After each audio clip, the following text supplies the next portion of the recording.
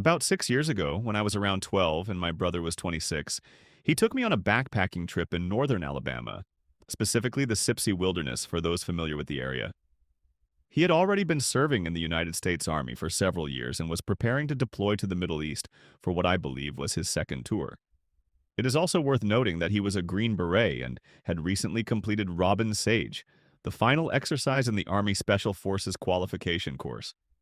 By that time, he was serving as an active duty Special Forces engineer sergeant, definitely not someone you would want to mess with. The trip had gone smoothly until our third night out. Around 8 p.m., we had our camp set up, finished dinner, and were sitting by the fire talking about typical guy stuff.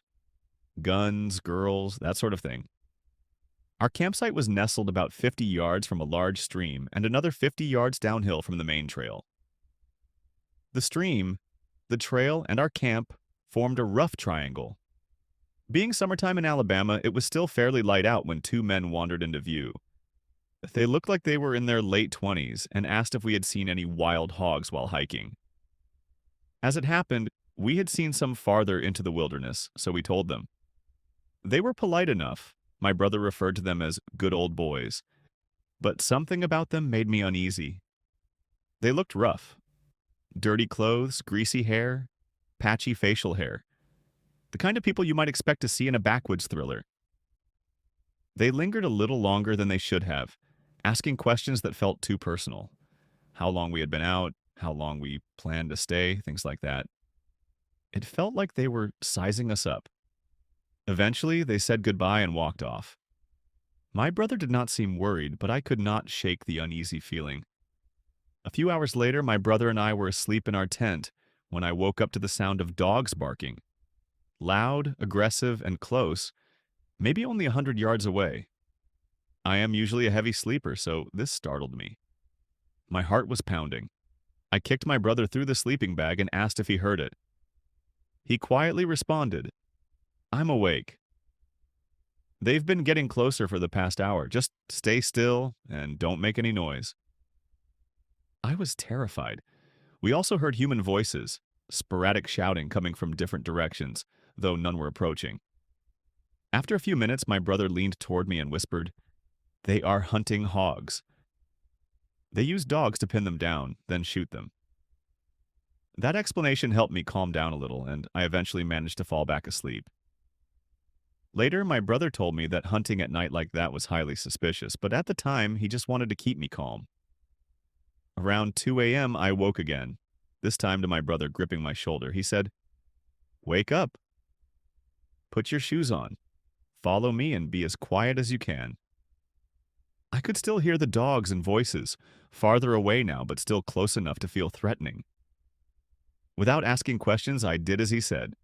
Once we stepped outside the tent, he crouched and told me to climb on his back. Carrying me was nothing for him after all his army training. We moved about 50 yards into the woods, up a small hill near the junction of the trail and the stream, and hid in some brush. From there, we had a clear view of our camp. I was breathing heavily, but my brother was completely still. That was when I heard it, the sharp, unmistakable sound of a pistol slide racking. I looked over and saw that he had drawn his sidearm, the same HKUSP he would later give to me. He was scanning the trees, focused on the camp. I started to whisper, but he put a hand over my mouth and pointed. The group had returned. 5 men and several dogs approached our tent. The dogs were frantic, clearly tracking our scent. 2 of the men had either rifles or shotguns. All of them looked young, and none of them looked like they belonged out there in the middle of the night. If you have ever been backpacking, you know, no one stumbles upon a random camp in the woods at night with firearms and dogs for any good reason. I was frozen in fear. They stayed for about 20 minutes, shining flashlights around and talking amongst themselves. I could not hear what they were saying, and my brother told me later he could only make out bits and pieces. Then he leaned close to me and whispered, "If they come toward us, I want you to run. Do not stop. Do not look back. Stay off the trail. Look for flashing lights." I did not understand what he meant, but I nodded. He handed me a flashlight with a red lens filter and told me not to remove it. Later, he explained that the red filter preserves night vision, and reduces visibility from a distance.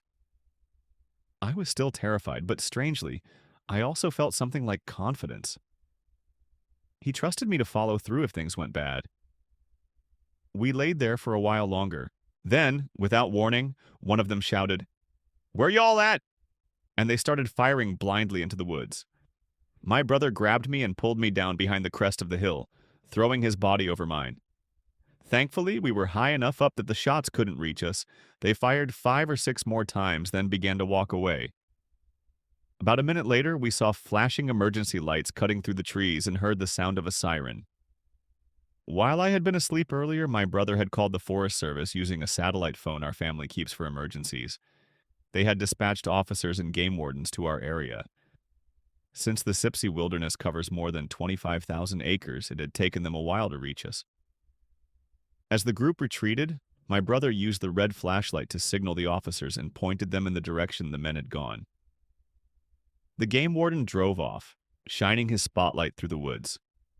Once it was clear, we returned to camp, packed up everything, and waited by the path. When the game warden came back around, he gave us a ride in the truck bed all the way to the main staging area. During the drive, my brother told me how proud he was of how I had handled everything. He asked if I wanted to tell our parents about it. I told him no. I was afraid they would never let me go camping again. And to the strangers in the woods that night, let's not cross paths again. Next time you might not be so lucky.